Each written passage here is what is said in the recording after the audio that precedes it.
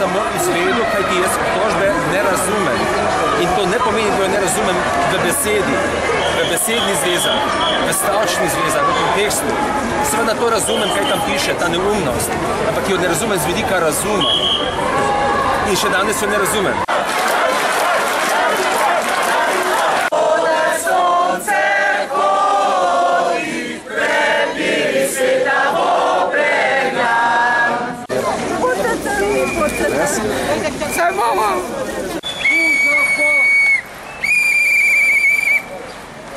Iz tega danes, kar smo tle poslušali, je popolnoma jasno. Ona je prepisala, sodnica je prepisala od Hrastrce obtožbo in danes smo obsojeni. Po istih vse je prepisano, vse, kar smo se branili 2 leta. 40 prič pripeljali, ki so v našo korist, njihove priče so v našo korist se govorile. Sploh ni upoštevana ena stvar.